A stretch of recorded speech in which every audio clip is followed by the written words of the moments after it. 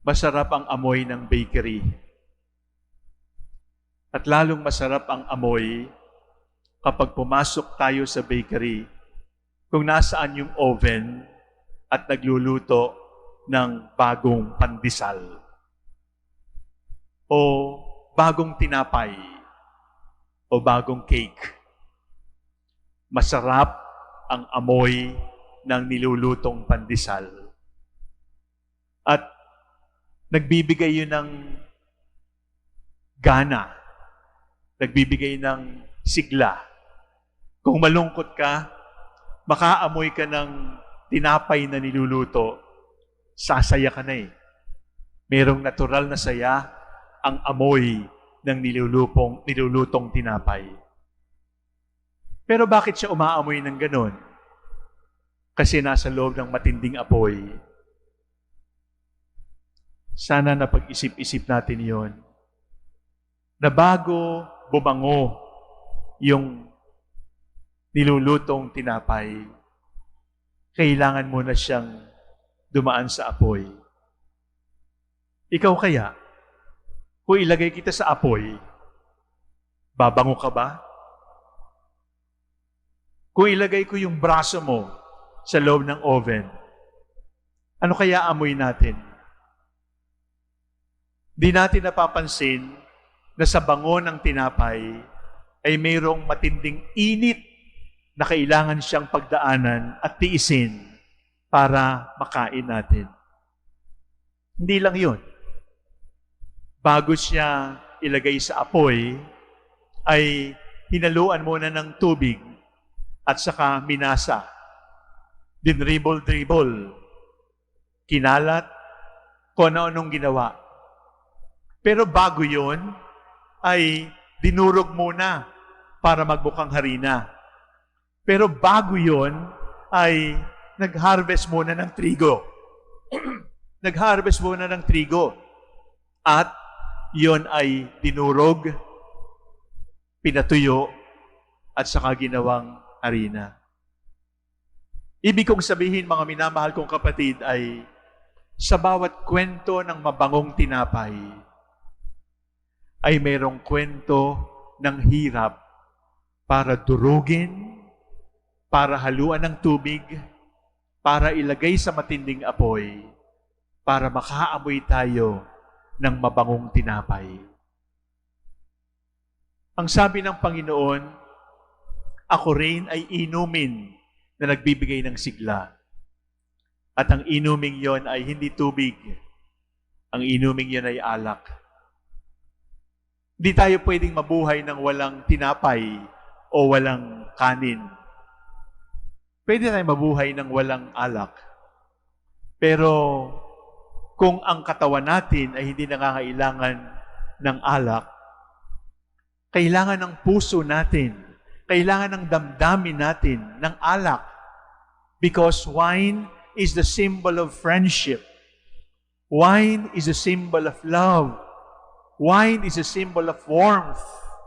Wine is a symbol of community. Wine is a symbol of family. Matamis ang alak at gumaganda ang usapan kapag may pinagsamahang alak. Pero bago siya maging alak, di ba kailangan mo nang iimbak sa cellar? Bago siya naimbak sa cellar, di ba kinailangan mo nang katasin yung ubas? Bago siya kinatas, di ba kinailangang tanggalin mo na yung maliliit na ubas para lumaki yung gustong ubas na palakihin? At bago dumating yon, hindi ka makakabuo ng alak kung iisa lang ang ubas mo. Hindi ka makakabuo ng tinapay kung iisa lang ang trigo mo. Pinagsama-samang ubas, pinagsama-samang trigo. Dinikdik, ang trigo nilagay sa apoy. Ang ubas, itinago sa madilim. Halos makalimutan, babalikan na lamang sa tamang panahon. Ang ibig sabihin, mga minamahal kong kapatid, sa bawat kwento ng mabangong tinapay, ay mayroong kwento ng luha at pagtitiis. Sa bawat kwento ng matamis na alak, ay mayroong kwento ng pagdikdik sa ubas hanggang katasin, hanggang maihanda upang maging alak. At kapag sinabi ng Panginoon na ako ang tinapay ng buhay, at binigay ng Panginoon ang kanyang sarili bilang tinapay ng buhay, anong ibig sabihin noon? Dapat lahat ng Kristiyano mabango katulad ng bakery. Dapat lahat ng Kristiyano nagbibigay ng ligaya sa kwentuhan katulad ng alak.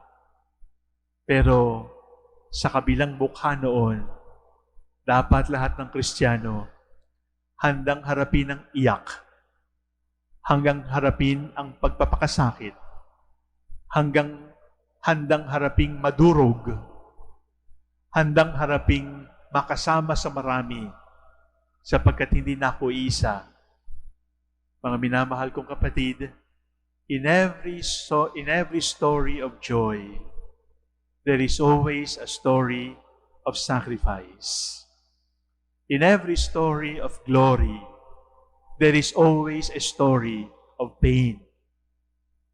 Paano nakatarating si Heidelin Diaz sa gold sa Olympic? Pinaghirapan yun. Ang dami-dami ngayong kaibigan kasi may medalya yung tao.